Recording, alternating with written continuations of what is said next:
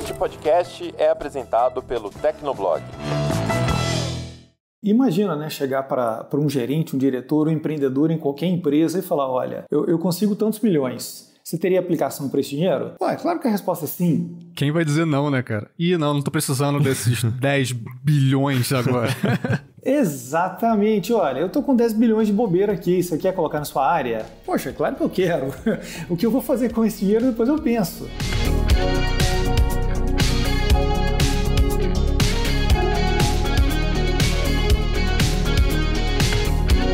Olá, ouvinte! Seja bem-vindo, está começando mais um episódio do Tecnocast. Eu sou o Thiago Mobilon.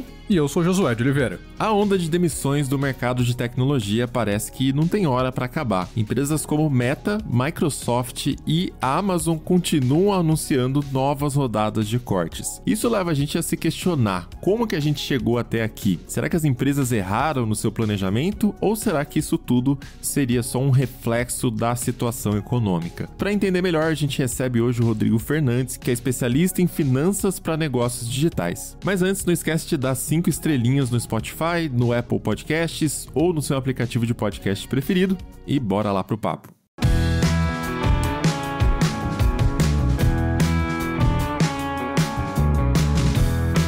Se você está acompanhando o noticiário de tecnologia, sabe que desde o ano passado as empresas têm feito demissões em massa. Segundo o site layoffs.fyi, foram mais de 150 mil pessoas demitidas só este ano, em 2023. E tem um outro site também, o trueup.io, que dá um número bem maior pra gente, são mais de 215 mil demissões em tecnologia. Então, nesse contexto, tem uma opinião aí comum no mercado que essas empresas contrataram demais, elas ficaram muito otimistas ali no período de pandemia, julgaram que aquele crescimento era orgânico, ele ia se manter após a vacina, mas a gente está vendo que isso não aconteceu e o cenário econômico hoje é de desaceleração, que acaba também fazendo com que essas empresas optem por fazer essas demissões em massa, né, Josué? Pois é, e dentro desses comentários que se fazem realmente tentando entender as razões por trás desses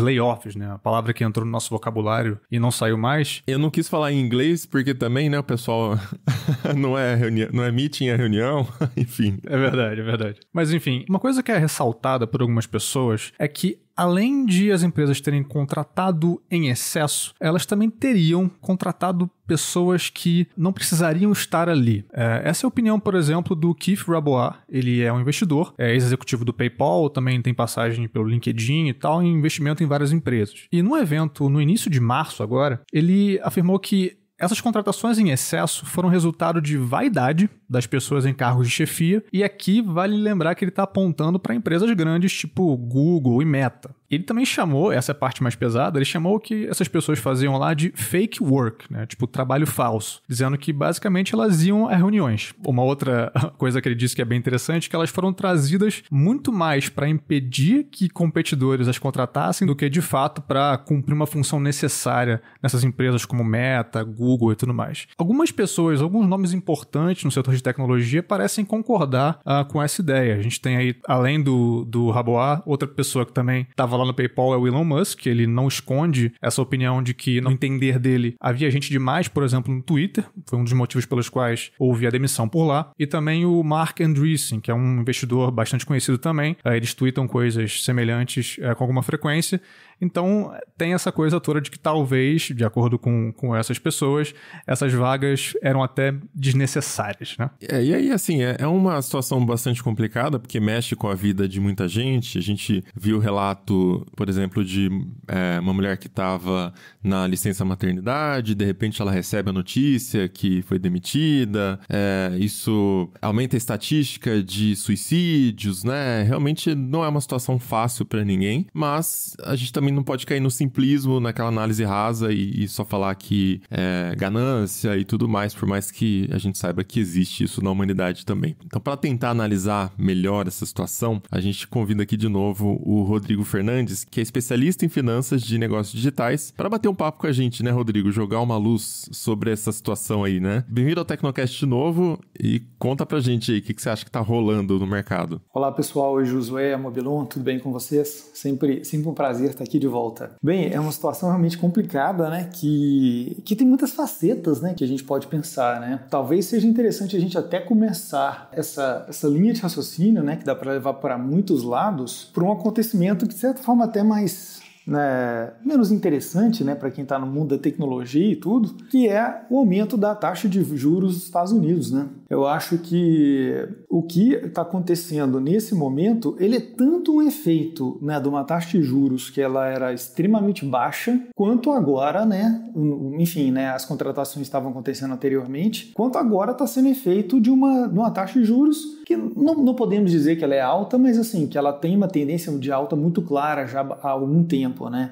Então, assim, eu acho que esse fator, ele induziu a certos comportamentos naquele momento e está induzindo a certos comportamentos muito, muito claros, né, nesse momento que a gente está vendo agora. Mas só pro ouvinte que talvez não esteja tão acostumado com o economês, a gente até falou no último episódio sobre o caso do SVB quebrando, chegamos a falar um pouquinho sobre a alta de taxa de juros, inflação, como isso pode influenciar na situação toda, né? Mas onde que isso chega em contratação e demissão? Essas empresas não têm um caixa trilionário, por que elas estão precisando... O caixa não, né? O valuation, mas por que elas estão precisando demitir 10, 20 mil pessoas para manter a operação? Quando um investidor, né, ele investe num negócio, seja qual for, né, seja um mais arriscado, como venture capital, ou seja, enfim, algum investimento mais conservador, ele sempre está tentando ter um rendimento que seja ou acima aquele que é dado pelo Tesouro Americano. Aquilo é como se fosse o custo de oportunidade, né, que a gente chama. Todo mundo, né, entende que não há risco de calote do governo americano e que aquele valor vai ser pago. Então, sempre que o investimento é feito, ele parte daquele valor. E o que aconteceu nos últimos tempos é que é o seguinte, esse valor de referência está cada vez maior. Então, com isso, os investidores estão ficando cada vez mais exigentes no retorno que eles querem, né, sobre o investimento que está sendo feito. Então é interessante que, se a gente for pensar assim, né, as Big Techs tipicamente têm um caixa absurdo, uma lucratividade absurda e ainda assim, né, como vocês bem lembraram, elas estão demitindo. Por quê? Olha, assim, seja, enfim, para bem ou para mal, né, sendo algo correto ou não, o fato é que a tolerância do investidor, a tolerância do mercado para projetos que não trazem um retorno relevante diminuiu. Pô, agora o Tesouro está pagando 4%, 5%, né? No Brasil, né, para fazer um paralelo com a nossa situação, a gente consegue aí, né, do mesmo modo sem risco, quase 14% de rendimento.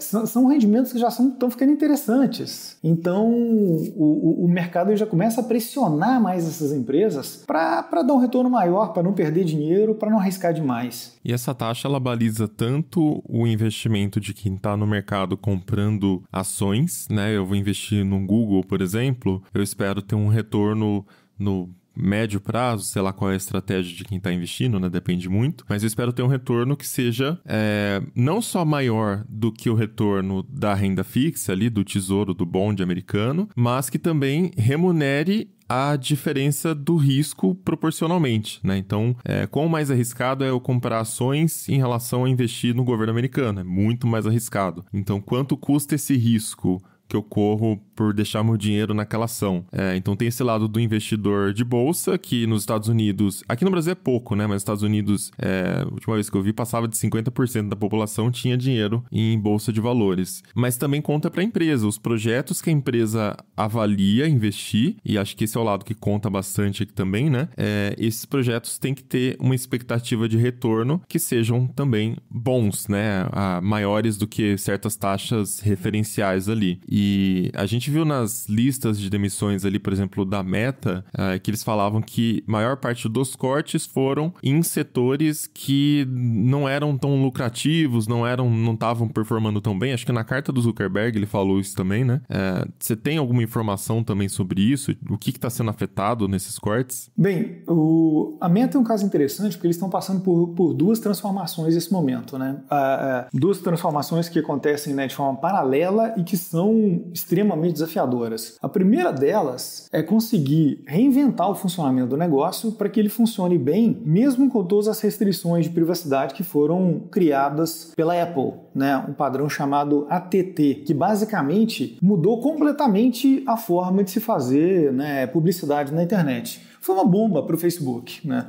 Antes, o Facebook fazia uma publicidade, né? E ele conseguia rastrear se, por exemplo, se aquele anúncio levou a uma compra. E essa informação mais importante que eles poderiam ter, porque eles querem ajustar os anúncios deles para funcionarem corretamente. E se eles não conseguem saber se o anúncio funcionou, eles realmente têm uma dificuldade muito grande em fazer esse tipo de ajuste. E eles começaram, não havendo mais essa informação, né? Principalmente por parte dos usuários de Apple, eles começaram a usar a inteligência artificial para isso, ao invés de usar essa informação explícita que eles tinham até então. Mas no primeiro momento, o resultado da empresa caiu muito, o resultado dos ads, né, caíram muito. Isso já está começando a funcionar melhor, né, com essa tecnologia que eles estão desenvolvendo. Bem, a segunda grande transformação é essa coisa toda, né, de metaverso e por aí vai, né? Uma aposta bastante ousada, bastante arriscada também, mas com uma perspectiva de retorno muito complicada, né? A gente está vendo aí a Meta gastar algo na faixa de $10 bilhões por ano, né, com o seu projeto de metaverso. Né, no fundo, né, para tirar a buzzword, a gente está falando basicamente de tecnologias de realidade virtual e realidade aumentada e realmente assim, não ter perspectiva praticamente nenhuma de retorno desse investimento aí nos próximos anos. Então, assim, a gente viu ao mesmo tempo um corte muito grande nessas áreas mais arriscadas que eles estavam fazendo, assim como a Microsoft também fez e outras empresas, mas uma manutenção do investimento nessa parte que é o coração da empresa.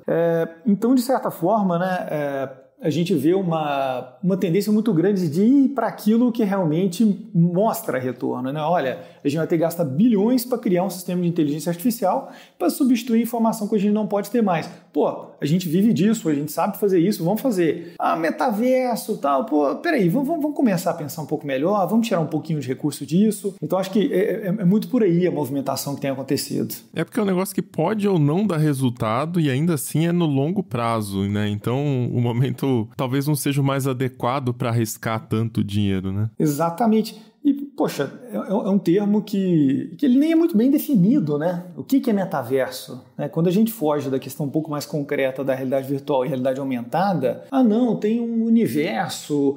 Poxa, para qualquer pessoa que é entusiasta dessa área, quando você pede para ela ser um pouco mais específica, realmente a pessoa gagueja, né? Ela não consegue dar uma definição muito clara do que ela está se referindo, né? Do que está acontecendo. Então, poxa, né, no momento desse, né, com o recurso sendo cortado aí do mercado, todo mundo pensando 2 vezes antes de arriscar o dinheiro. Não faz tanto sentido assim investir, né, em algo, como você disse, talvez até no longo prazo não traga tanto retorno, né? E na verdade, né, sem querer fugir muito aqui do nosso assunto, esse é meu palpite, tá? Eu acho que quem vai dominar esse mercado no longo prazo é a Apple. Eu acho que quem realmente tem competência para fazer dispositivos que são bonitos, elegantes, né? Porque, por exemplo, o caso da realidade aumentada, né? Que é o AR e não o VR, é um dispositivo para você usar na rua, por aí, né? Assim como o iPhone e outros, né, e o Apple Watch, por exemplo, vai ser mais um dispositivo de moda, de estilo. Então, eu tenho um palpite muito forte de quem vai levar essa briga aí é realmente a Apple, né? O Zuckerberg, ele tem uma birra muito grande pela questão de plataforma, né? Ele ter sempre que pagar um pedágio para a Apple, para outras empresas para poder trabalhar. Mas, enfim, sem querer, né, mais uma vez fugir do assunto, eu acho que essa birra dele da questão de plataformas vai acabar saindo caro e não vai trazer um retorno aí muito grande para eles. E eu acho também que o fato do Facebook ter virado Meta, justamente apontando nessa direção tão especulativa de uma visão de futuro da internet, né, por essa coisa de AR e VR e tal, acabou carregando muita gente no mercado junto, né? Então, de repente, a gente viu essa buzzword sendo repetida a toda hora, todo mundo tinha chegado no metaverso e tal, já fizemos muitas piadas por aqui sobre isso. Fã número 1, né, Josué? Exatamente, eu adoro metaverso, acho fantástico, gente, assim, cerveja no metaverso, cerveja de pixel, incrível. Mas isso ajuda a ilustrar esses movimentos, assim, né? Essas coisas tipo metaverso, Web3 e tal, algum termo que passa a ser utilizado por um grupo grande de pessoas para mostrar, olha, essa é a direção na qual as coisas estão indo. O que nos leva a pensar, voltando um pouquinho para a questão das contratações, né? Se as empresas têm essas visões de como vai ser o futuro, de realmente no que vai dar certo no longo prazo, elas vão naturalmente direcionar suas contratações, seus investimentos em pessoal para isso, né? E aí a gente está vendo nesse contexto que houve, de fato, um número muito grande de contratações. Se a gente olha, por exemplo, ali para os comunicados que foram feitos depois de demissões, no Google falaram isso, olha, contratamos para uma realidade econômica diferente da que enfrentamos hoje. Salesforce, contratamos muitas pessoas. Amazon, contratamos muito nos últimos anos. Então, esse tema está aí sendo repetido. Então, o que eu queria perguntar para você, Rodrigo, ok, as empresas estão sempre tentando entender o que vai dar certo. Qual é a próxima grande coisa? Ali naquele período de pandemia, quando começou a haver esse crescimento muito, muito grande, muito empolgante para as empresas, o que havia ali naquele início, 2020, 2021, de perspectiva que fez com que Big Techs e startups de modo geral começassem a contratar como se não houvesse amanhã? O que eles estavam pensando, olhando ali, que realmente deu a eles a noção de que, não, essa é a hora de investir em gente? Olha, eu acho que assim, o mercado de tecnologia, ele tem uma carência de gente boa, né, já há muito tempo, né? E esse recurso é escasso, né? Me parece que muitas vezes essas empresas andaram contratando, sem contar essa questão de vaidade, né, que vocês até comentaram, até mesmo para enxugar o mercado, sabe? Olha, encontrei uma pessoa boa, não sei onde colocar, mas eu não vou deixar essa pessoa de bobeira aí no mercado. Enfim, de todo modo, eles tinham dinheiro abundante, tinham 1000 projetos, ideias não faltam, mas eu acho que existia muito essa sensação de, olha, não vou desperdiçar. O dinheiro está sobrando mesmo. Faz sentido 10, 15 mil pessoas nessa lógica de enxugar mercado? Teve empresa que dobrou de tamanho, assim, sabe? Muita gente. Um outro fator que a gente tem que pensar aí também, né, por mais absurdo que seja, né, a gente olhando para esse cenário, né, desde agora, né, desde a posição que a gente está, é o Covid, né? O Covid realmente levou para todo mundo para dentro de casa, a tecnologia começou a ser usada de uma forma que não era, e o que o senso comum dizia é que realmente haveria uma transformação, né, que as coisas nunca mais seriam como eram antigamente. Mas o que a gente está vendo agora é que isso aconteceu de forma muito pontual em alguns setores, alguns tipos de tecnologia. Mas quando a gente pega, por exemplo, uma linha de evolução do e-commerce, essa linha está basicamente seguindo a mesma tendência que ela estava desde sempre, sabe? A mesma linha, a mesma tendência, o mesmo ritmo. Ela só teve realmente uma explosão no período de Covid e depois voltou para sua tendência normal. Parece, assim, é impressionante, né? Parece que tem até um planejamento ali, tão claro que é isso. Então, havia esse fator também, né, que levou um otimismo exagerado, né, para essas empresas. Agora,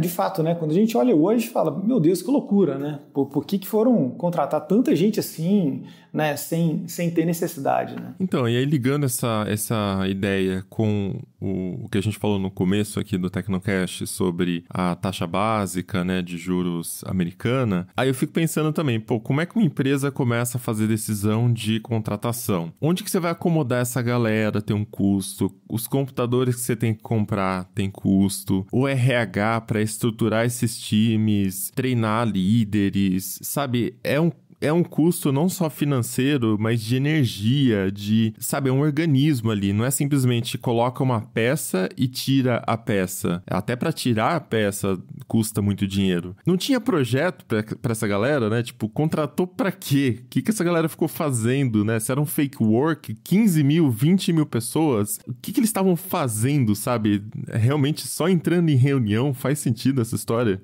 Eu acho que tem duas perspectivas para a gente pensar essa questão. A primeira delas é uma perspectiva efetivamente de baixa produtividade, né? Principalmente no trabalho online, tá? Nada contra o trabalho em casa, o trabalho online a priori não. Mas o fato é o seguinte, a gente sabe que se a pessoa, né, que está trabalhando em casa quiser, né, enrolar o trabalho, né, não quiser levar tão a sério, ela vai ter uma facilidade muito grande para isso, né? Isso é um fato. A outra questão, eu acho que acaba sendo quase que uma análise psicológica, né, das empresas, né, das estruturas que têm ali de poder, de influência e por aí vai. Muitas vezes, né, tem certas organizações que elas acabam se tornando o motivo de si próprias, né? Poxa, se o diretor ele não tem vários gerentes e não tem várias pessoas embaixo, ele deixa de fazer sentido. Então, às vezes, o projeto, a pessoa está pensando ainda no projeto, ela está buscando um projeto, já tem um projeto, mas que nem foi tão bem pensado assim, se aquele projeto seria interessante, né, do ponto de vista de retorno, mas ela quer realmente estar fazendo parte daquilo, ter uma equipe grande, né, embaixo dela e por aí vai. Então, realmente, assim, é um fenômeno bem multifacetado mesmo, né, do lado de, né, tem pensado a questão de concorrência, do lado de excesso de liquidez no mercado, de estruturas de poder, né, e de vaidades que existem dentro das empresas. Para quem está naquele momento, né, acaba que tem uma série de motivos, né, bons ou ruins, que acabam levando, né, a pessoa para aquilo. E obviamente a gente não vai entender porque a gente não estava, enfim, lá nas empresas para ver o que estava acontecendo, né? Mas faz sentido essa teoria de você estar olhando, de repente eu tenho 2 ideias, 3 ideias, alguns projetos aqui, isso aqui é o futuro, a gente só estava esperando o momento certo, sabe-se lá qual, para começar a trabalhar nesse projeto, e de repente tem esse momento de abundância, de euforia no mercado, abundância até no sentido de estímulos governamentais. Aqui no Brasil, por exemplo, falando só no nosso caso, governo postergou pagamento de imposto, pagamento até de FGTS, a empresa podia financiar, né, pagar depois ali. Na prática, quando o governo está fazendo isso, é como pedir um empréstimo no banco, né? O gestor financeiro, ele está enxergando isso dessa forma. Se eu for no banco e pegar 10 mil reais para trabalhar aqui no Tecnoblog, vou lá pegar 10 pau no banco. O banco vai me cobrar uma taxa de juros aí anual, não faço ideia quanto que é, mas sei lá, 20% por ano de taxa de juros para eu pedir essa grana. Se o governo tá falando para mim, olha, não pague para mim os impostos desse mês, paga só lá em dezembro e não tem juros, na prática eu peguei 10, 15, 20 mil do banco e vou pagar em dezembro sem juros. Na verdade, eu pago menos, porque a inflação corroeu o dinheiro, eu tô pagando menos imposto no final das contas, né? Então, acho que muita empresa também fez esse cálculo no sentido de dinheiro de graça. Vamos contratar, depois a gente vê o que a gente faz com isso aqui, né? E imagina, né, chegar para um gerente, um diretor, um empreendedor em qualquer empresa e falar, olha, eu consigo tantos milhões. Você teria aplicação para esse dinheiro? É claro que a resposta é sim. Quem vai dizer não, né, cara? Não tô precisando desses 10 bilhões agora. Exatamente, olha, eu tô com 10 bilhões de bobeira aqui, você quer colocar na sua área? Poxa, claro que eu quero.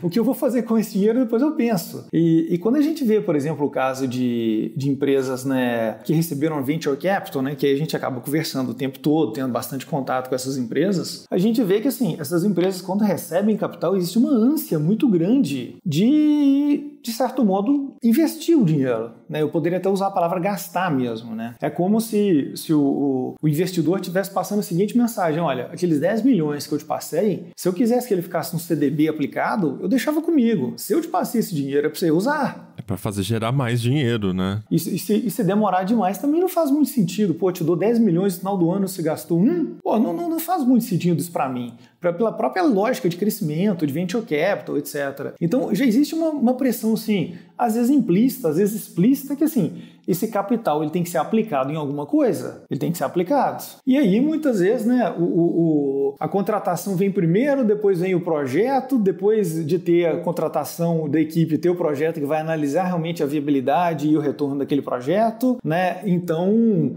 né, muitas vezes na ânsia, né, de mostrar serviço, de mostrar que as coisas estão acontecendo, mostrar uma sede bonita, cheia de gente, né, a gente não para fazer conta com cuidado, né, sobre o que está acontecendo. Fico me perguntando se haveria algo de cíclico nesse processo. Quero dizer, pensando aqui nas peças se encaixando, né? Momento econômico um pouco mais propício, juros mais baixos, muito investimento, as empresas dizendo sim para esse investimento, a gente precisa aplicar isso em algum lugar, beleza, contrata a gente, de repente os tempos mudam e agora a gente precisa lidar com todo esse investimento que a gente fez em pessoas. Infelizmente não temos espaço para todas elas, agora olhando melhor, fazendo a avaliação correta que deveria ter sido feita antes, não tem espaço, então infelizmente ocorrem as demissões. Teve algum outro evento parecido com isso que a gente está observando agora na história recente que você se lembre, assim, Rodrigo, que tenha ocorrido um ciclo parecido com o que a gente tem visto agora, de empolgação exagerada que lá na frente acaba resultando em muitas demissões, por causa desse planejamento ruim? Olha, eu acho que o melhor paralelo que dá para a gente fazer é com a própria crise que aconteceu no ano 2000, né, no setor de tecnologia. No entanto, né, o mercado de tecnologia naquele momento era infinitamente menor do que é hoje, né? Então,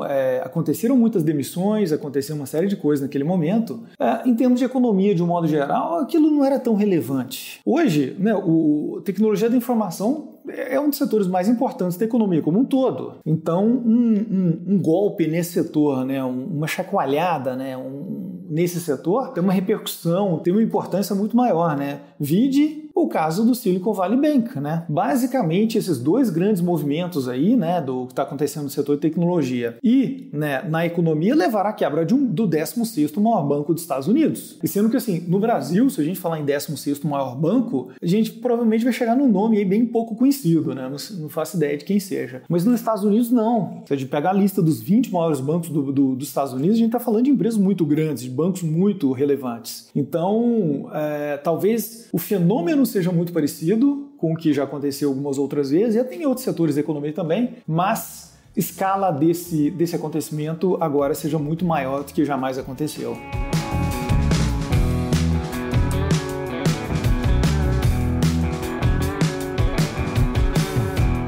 Tá, então acho que deu pra gente entender um pouquinho essa parte do momento de euforia, de contratação, a relação com a taxa de juros, mas aí tem o lado dos funcionários, né? É muita gente, como eu falei, tem estimativas que passam de 200 mil demissões só em 2023, fora o que rolou no ano passado, que começou no passado isso, né? Então realmente muita gente afetada, é gente do mundo todo, porque na pandemia, Dev, por exemplo, você não encontrava no Brasil. O pessoal tava contratando do mundo todo, já que é home office, contrata de qualquer lugar do mundo, né?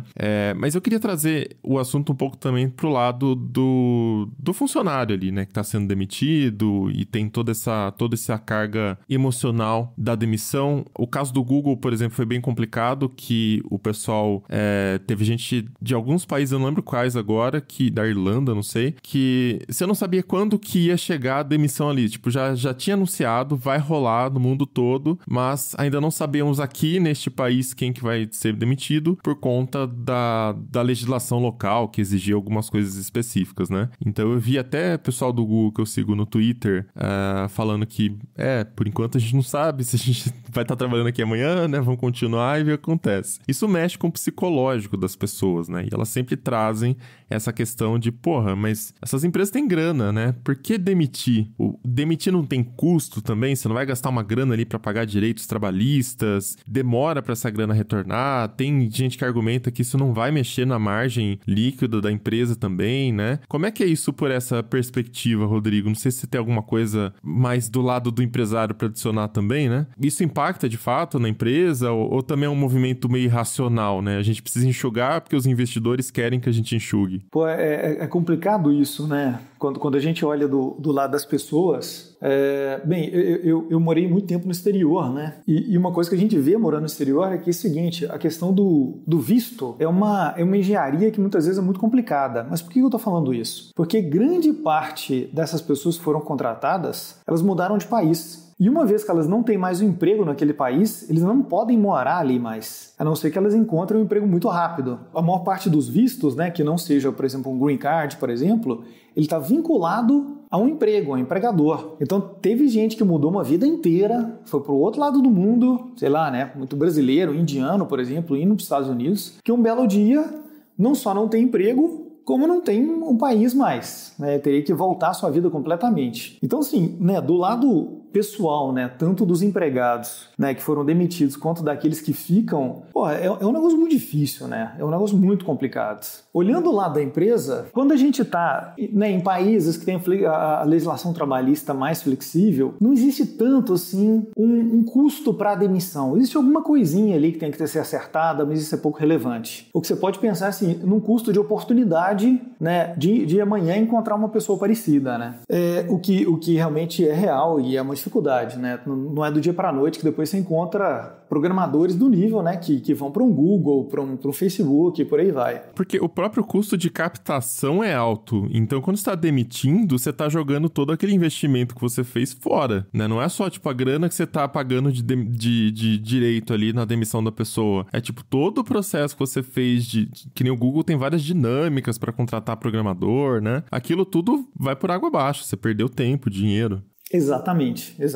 É um baita investimento que é perdido. Agora, analisando friamente, se aquela pessoa está alocada em alguma coisa que não tem sentido, que não vai dar retorno, é ainda mais caro, né, manter aquele funcionário do que perder todo esse investimento que foi feito. Porque existe um valor ali a ser pago todo mês, né? Por um período que vai se alongando. Mas efetivamente, assim, houve um movimento muito forte de subida e muito forte de descida, né? Quando esse movimento está acontecendo, né, no sentido da contratação, ele é muito gostoso para todo mundo. Mas quando ele acontece do lado da demissão, ele é terrível, né, para todo mundo estar envolvido. Mas aí eu acho que vale a pena a gente pensar também tanto na responsabilidade que essas empresas, de certa forma, não tiveram na demissão, mas também na contratação, muitas vezes. Porque, assim, se efetivamente elas contrataram pessoas que, numa análise um pouco mais cuidadosa, não poderiam estar ali, sabe? Não faziam sentido para aquele negócio e que, inevitavelmente, uma hora a conta chega e aquela pessoa tem que ser demitida e aquela pessoa se muda dentro do país ou né, de um país para outro. Realmente, assim, a gente vê um erro tão grande na contratação quanto na demissão, né? É como se fosse aquela morte anunciada, né? Que talvez tenha sido um dos grandes problemas dessas empresas, né? E olha que interessante, a Apple não fez isso. Mas a Apple também, eu li que ela não tá demitindo os funcionários ainda. Ela tá cortando custos, fazendo outras ações ali, vai subir preço de produtos também. Congelando contratação. Isso, eu li que também ela estaria cancelando contratos com terceirizadas para evitar demitir pessoas internas. Não sei se chegou a ver isso também. Eu cheguei, na verdade, a Apple também está tendo seus problemas, né? O iPhone, nos últimos períodos aí de apresentação de resultados da Apple, apresentou uma queda de vendas, uma queda que, se não me engano, no último período, comparado ao período anterior do ano passado, ou seja, o Q4 2022 comparado ao Q4 2021, foi uma queda na faixa de 10%. Então ela também está precisando, né, cortar custos, repensar um pouquinho a estratégia. Mas é interessante que a Apple ela tem uma filosofia de negócio que é um pouco diferente dessas empresas, né? A forma dela, né, adquirir outras empresas, por exemplo, é completamente diferente. Você imagina, né? A Apple tem dezenas de bilhões de dólares em caixa. Quando ela faz uma compra de uma outra empresa por 50 milhões, 100 milhões, é um absurdo o dinheiro. A Apple nunca faz grandes contratações, nunca faz grandes compras de outros negócios e, de certo modo, a sua estratégia mesmo, né, de inovação, de crescimento de produtos de uma forma muito fechadinha, muito integrada dentro do seu ecossistema, sem muitos riscos que saem completamente da sua essência, do seu negócio principal, do seu ecossistema, como a gente está vendo a Meta fazer, por exemplo. De certa forma, até a Microsoft, né? A Microsoft estava fazendo aí um óculos para ser usado pelo governo americano, pelo exército americano. Então, talvez essa postura que, em alguns sentidos, né, é um pouco mais conservadora por parte da Apple, tenha dado uma tranquilidade para ela de cortar alguns custos, tirar alguns terceirizados, mas não sair efetivamente demitindo, né, a sua equipe. Quando a gente olha o gráfico, né, de número de funcionários de todas essas empresas, a Apple a gente vê um crescimento contínuo, ano a ano, muito certo, muito firme. Mas a gente olha para o Facebook, né? A gente vê momentos de disparo nesse gráfico, de contratações que estão num ritmo muito maior do que acontecia em outros momentos. Então, acho que isso, né, empresas que tiveram essa responsabilidade que a Apple teve, agora está podendo ter a responsabilidade também de não demitir tanto, né? Então, eu acho que vale a pena a gente olhar essa questão tanto pelo lado, né, da demissão, da irresponsabilidade da demissão, quanto da irresponsabilidade da própria contratação. Só para colocar aí números nisso que o Rodrigo está falando, nesse período aí de 2020, 2021, quando estava rolando muita contratação da Meta, Amazon, Microsoft e tal, de acordo com a consultoria Macro Trends, a Apple contratou cerca de 17 mil pessoas. Isso, assim, pegando essas empresas que eu falei anteriormente, né, Amazon, Microsoft e tal, é muito menos, né? E historicamente se observa, né, como você falou, a Apple tem esse histórico de ser um pouco mais sólida, um pouco mais conservadora, talvez, no quanto que ela cresce, no que ela investe. E além disso, né, a Apple tem produtos que já estão mais do que provados, produtos que vendem bem há bastante tempo. É claro que, como o Rodrigo comentou, agora está rolando uma certa baixa nisso, mas o iPhone é um produto que já está mais do que provado.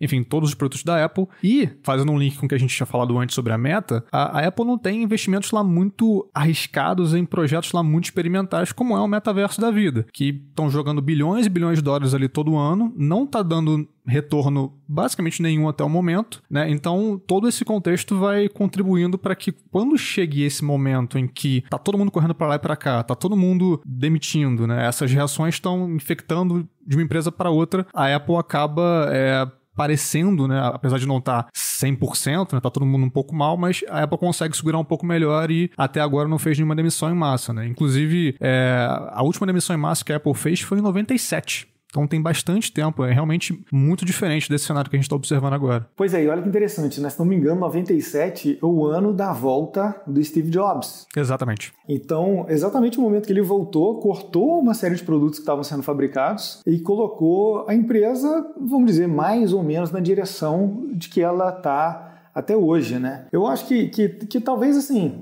essa responsabilidade da Apple é muito interessante, sabe? A Apple inova, a Apple investe bilhões e bilhões em pesquisa, em criação de novos produtos. Existe um projeto, por exemplo, que todo mundo conhece, que é a criação do Apple Car, tá? E isso é um tipo de projeto que já, assim, ele é fato, todo mundo sabe que ele está acontecendo. Isso não é meramente um boato. E que talvez dê errado, sabe? Não tem nada muito claro ainda quando é que vai sair, se vai sair mesmo e tudo mais. Mas pelo menos, assim, a gente vê alguma lógica naquilo, né? Alguma conexão com outras iniciativas da empresa, né? De um modo ou de outro, a gente está falando de um dispositivo, né? De um aparelho, de um equipamento que tem muito esse atributo social, de status, né? Que a Apple sabe trabalhar muito bem. E tem um tipo de coisa que a gente pensa assim, poxa, um Apple Car faz sentido? Cara, não sei. É difícil dizer, né? Mesmo porque a gente não sabe como é que vai ser esse Apple Car. Mas assim, a priori, faz sentido. Faz sentido. Agora, se eu olhar para o Facebook, todas as questões que existem de segurança, de privacidade,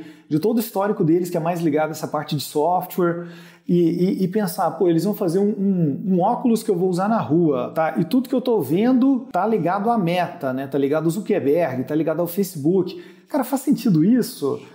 E tem um tal de metaverso que você fica no outro mundo aí 24 horas, sabe? Tudo aquilo você olha e fala, cara, puta... Talvez sim, mas me parece que não, né?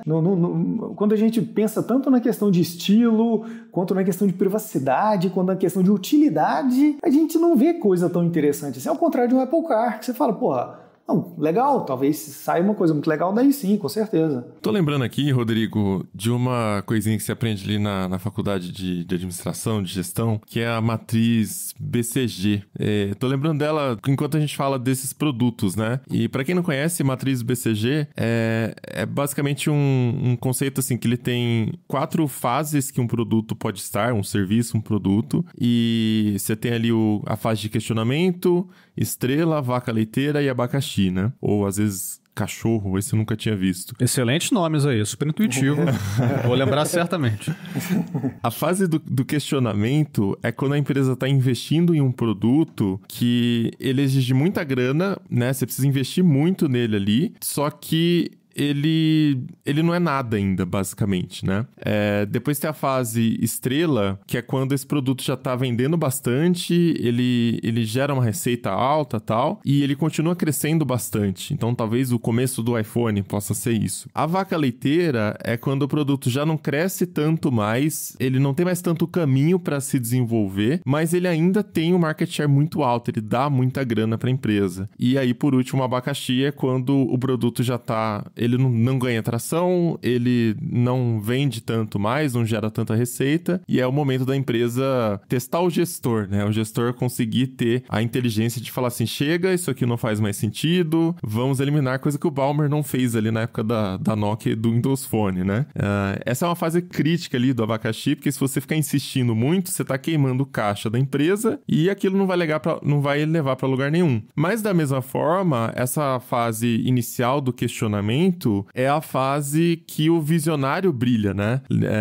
Essa coisa aí do Steve Jobs chegar e saber eliminar o que não faz sentido e focar no começo ali em basicamente três linhas de produto ali, né? Quando ele começou a reestruturar a Apple, é tipo assim, cara, estamos investindo uma grana pesada aqui para fazer um iPod. Ele conta que foi pro Japão, fazer os testes com o tamanho do HD ali, para ver se dava para fazer. Botou um desafio ali na fornecedora, acho que foi a Sony, eu nem lembro qual que era a empresa agora que... Não deve ter sido a Sony, mas não lembro. Enfim, para bolar um produto que poderia ou não dar lucro no futuro, né? Então, acho que muita empresa tropeçou aí nessa primeira fase do questionamento durante a pandemia, né? Tem muitas ideias, vamos botar uma grana nisso aqui, queimar uma grana para tentar investir nisso aqui. Pode ou não virar uma estrela. O Zuckerberg estava tão confiante que ele mudou o nome da empresa toda dele, né? Para Meta. Caraca, né? Loucura. Se der errado, o que ele faz agora? Meta vai virar o quê? Né? Virou abacaxi e é que você faz, né? Tem que trocar de novo o nome.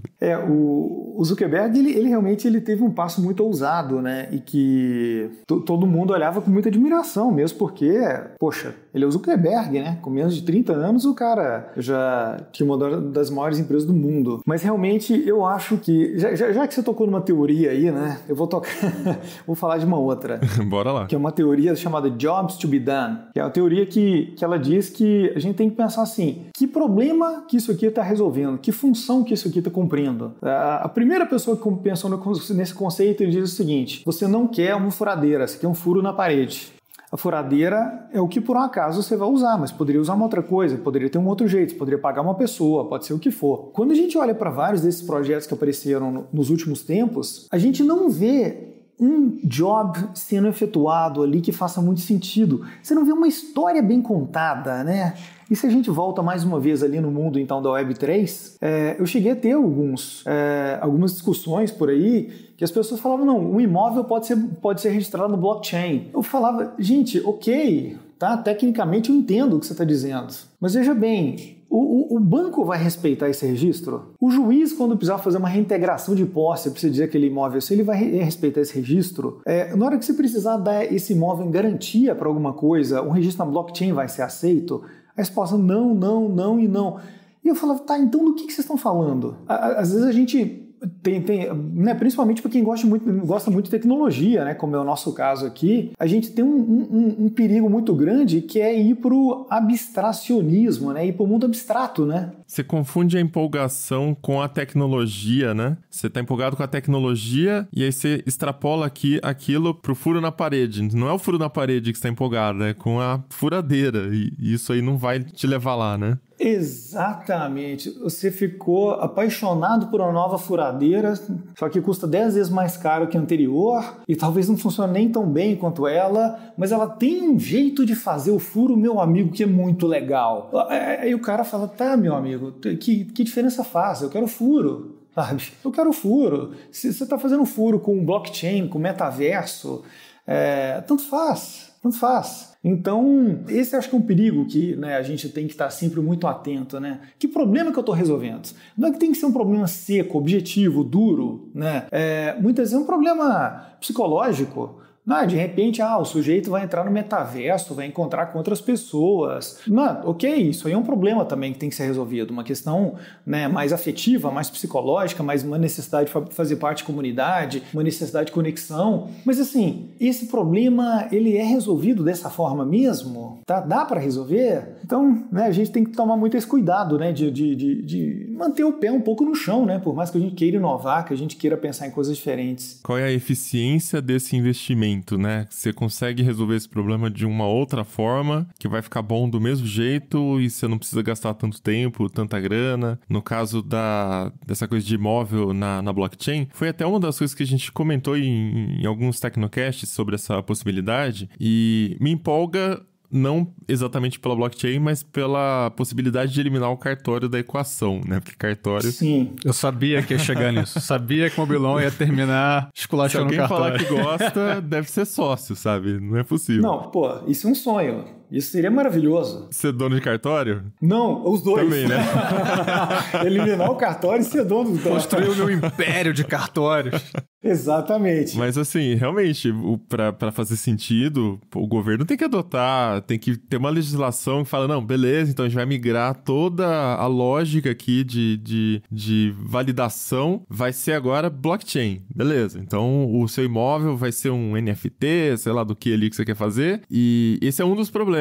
Mas daí tem que passar isso no mundo todo, política é uma coisa extremamente lenta, burocrática, com outros interesses atuando ali na lógica, né? E aí tem outro problema também, que é a questão da ineficiência da rede. Como você já falou, o custo é mais alto, tem a questão da quantidade de energia que gasta, né, para manter aquecimento global, enfim, tem uma série de coisas aí que você precisa resolver só para adotar a furadeira brilhante ali, né, que seria o blockchain. Então, não é o caminho mais fácil, né? Exatamente. Eu sempre critiquei muito alguns negócios que eu via baseados na blockchain, às vezes até sendo bastante irônico nas redes sociais e tudo, mas eu acho que assim, o Bitcoin em si é algo revolucionário.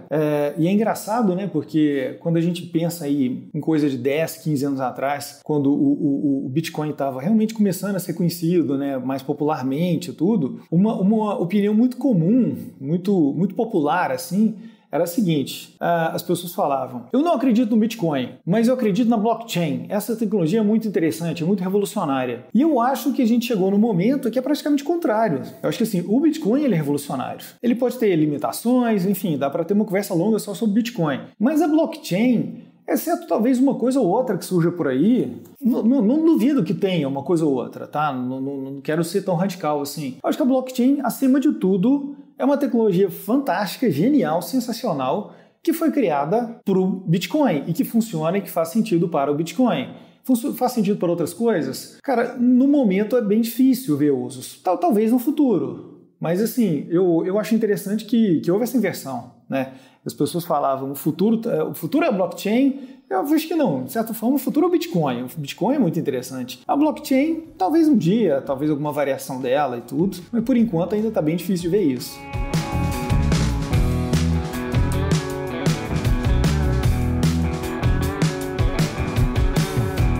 Mas voltando ainda para essa coisa dos profissionais em si, eu queria trazer uma coisinha que a gente estava comentando antes da gravação, Rodrigo, sobre o perfil das pessoas que foram desligadas das empresas, né? Eu estava lendo uma matéria na Forbes, eles citam bastante, por exemplo, o RH, porque afinal de contas, como há congelamento nas novas vagas, então o trabalho dos RHs nas empresas acaba diminuindo muito e, por exemplo, a Microsoft demitiu muito o RH porque percebeu que não fazia tanto sentido, dava para automatizar esse trabalho, enfim, é uma das áreas muito afetadas. Mas você tinha apresentado umas outras, né, cara? Como é que tá esse perfil do profissional que foi dispensado agora nessa grande leva de demissões em massa que ainda não terminou? Pois é, eu acho que esse perfil traz umas informações muito interessantes para a gente também, né? O que aconteceu, né, com as empresas nos últimos anos? Basicamente, elas investiram em aquisição de clientes, né, que é o nome que a gente chama para realmente atrair clientes para o negócio,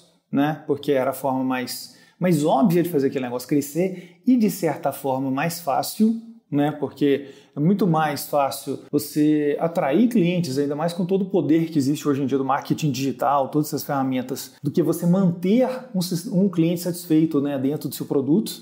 Com isso, muitas empresas cresceram de forma muito, muito artificial, né, porque elas atraíam, mas não retinham os seus clientes. E agora o que a gente está vendo é um movimento contrário, que de fato assim, é até mais sensato, que é basicamente a gente vê as empresas cuidando muito bem da sua área de suporte, da sua área de customer success, tirando bastante o pé, demitindo bastante em áreas mais ligadas em aquisição de clientes. É como se elas dissessem o seguinte, olha, de um modo geral, reter um cliente é mais barato do que atrair um novo cliente. Há exceções, mas de um modo geral, esse ditado ele é válido. Então, vamos garantir os nossos clientes, não vamos perdê-los, vamos colocar nossa equipe também de P&D para fazer o que eles precisam e vamos parar um pouco de sair pegando o cliente de forma totalmente agressiva e sem pensar muito no futuro. Porque o que acontece é que quando a venda é mal feita, o que aconteceu muito nos últimos anos, não adianta fazer nada depois. Você pode dar um melhor atendimento, você pode tentar melhorar o seu produto, pode tentar fazer o que for para aquele cliente. Mas chegou um cliente que não deveria ter chegado naquela empresa. Então essas empresas estavam perdendo muito cliente. Então o que elas fizeram assim, olha, vamos tirar um pouco o pé aqui, vamos selecionar melhor os clientes que a gente atrai e vamos ao mesmo tempo tomar mais cuidado com a retenção desses clientes ao longo do tempo. Que sem dúvida nenhuma é algo bastante racional para ser feito nesse momento. Então, enfim, para quem está preocupado com a sua estabilidade, com a sua longevidade no mercado de trabalho, eu acho que essa é uma análise interessante de ser feita. Em que ponto dessa cadeia de valor que você está? Você está muito ligado à questão de atração de novos clientes? Você está mais ligado a cross-sell, upsell, que são formas de vendas para clientes atuais? Que é uma forma de venda mais barata? Você está ligado à retenção de clientes? Você está ligado mais a um back-office financeiro que continua sendo muito importante para pensar bem no que está sendo feito, ou num back-office do RH, que já caiu bastante. Então, vale a pena a gente pensar bastante em cada uma dessas posições, porque o que houve em termos de demissão para cada uma delas é bem diferente do que aconteceu com outras áreas. Rodrigo, para a gente encaminhar então o Tecnocast aqui para finalização, eu queria fazer um exercício de futurologia com você. Você deu várias opiniões aí, lógico, de produtos que você acha que não fazem o menor sentido. Você falou até do Apple Car, que você acha que faz sentido. O que você acha que defender os cartórios. Brincadeira. Então. Eu só defendi se eles fossem meus. Então beleza, tranquilo. Se for sócio, eu quero, senão é ruim. Exato, não, senão é um absurdo esse negócio de cartório. Como no caso eu não sou, então eu acho realmente um absurdo. Mas parece que as empresas, então, vão focar mesmo, resgatando aquela história ali do BCG. Neste momento de aperto, elas vão focar mais nos produtos que são as estrelas ou, sei lá, talvez os questionamentos, só que de uma forma mais controlada, Não vai investir em tudo, vai tentar realmente num caminho mais seguro, que eu acho que o mercado já apontou que tem mais chances de dar certo. O Facebook tirou um pouco o pé no metaverso, como falamos, então é um question mark que é muito questionamento, realmente não dá para saber ainda, talvez tenha um caminho longo pela frente. E a gente tem esses projetos tipo Apple investindo em carro, projeto de carro elétrico. Então o que você acha que a gente vai ver aí nos próximos anos com esse cenário, essa fase que a gente está de baixa aí? O que as empresas vão priorizar, e isso pode nos dar até algumas ideias de caminhos de carreira também, Olha, Mobilon, eu até fiz um comentário no Twitter há pouco tempo, que tinha gente que estava colocando como a quebra do Silicon Valley Bank e outras coisas que estão acontecendo, as demissões e etc., como um sinal de um momento de baixa do mercado de tecnologia num sentido amplo, sabe? De ondas tecnológicas, de criação de tecnologias, etc. e tal. Teve um grande analista na área de tecnologia que fez esse comentário, eu admiro muito o que ele fala, mas nesse ponto eu acho que ele está errado. Eu acho que a gente está longe da saturação do mercado de tecnologia. Eu acho que a gente ainda tem muita coisa para acontecer, muita coisa para ser criada. Quando a gente olha, por exemplo, para esse mundo, que a gente até comentou um pouquinho dos wearables, dos equipamentos que a gente veste, que a gente usa no corpo, como um relógio inteligente, um fone de ouvido inteligente, óculos, por exemplo. Esse jogo nem começou ainda. Então, assim, eu acho que a gente precisa separar bem a análise que a gente faz do impulso de liquidez de mercado, de dinheiro fácil que está acontecendo, a questão de maturidade do mercado de tecnologia. Tá? Eu não acho, ao contrário, por exemplo, do que foi comentado, que a gente chegou no ponto do mercado de tecnologia, como aconteceu no mercado de automóveis algumas décadas atrás, que a gente tem ali uma meia dúzia de montadoras e dali para frente não acontece praticamente nada. Acontece uma evolução muito lenta e pronto, aquele mercado está resolvido. Chegou na maturidade. E eu acredito que o mercado de tecnologia está longe da maturidade. Sabe? Ele está longe de dizer que não falta mais nada a ser inventado, mais nada para ser feito. Eu acho que tem muita coisa acontecendo, muita coisa para acontecer. Em certo sentido, essa redução de liquidez de mercado, ela pode até ter um lado bom também, sabe? De trazer um pouco mais de racionalidade, a gente começar a investir em projetos que são mais úteis, né, para a sociedade, para nós, para todo mundo que está envolvido, e tirar um pouco de dinheiro que estava sendo perdido efetivamente com projetos que não faziam o menor sentido. É um problema terrível, né, de alocação de capital que estava acontecendo. Então, eu acho que a gente tem que ficar bastante atento às ondas tecnológicas que estão em curso, que estão acontecendo, que estão chegando, que elas estão acontecendo a alta velocidade, elas não vão parar, e ao mesmo tempo entender que o pé foi tirado um pouco do acelerador por fatores econômicos, tá? Mas o mundo da tecnologia, a gente vai ter muita coisa para fazer ainda durante muito tempo, felizmente. Que bom, porque o Tecnoblog depende disso para existir também. A gente precisa de pauta, pô. Novidades.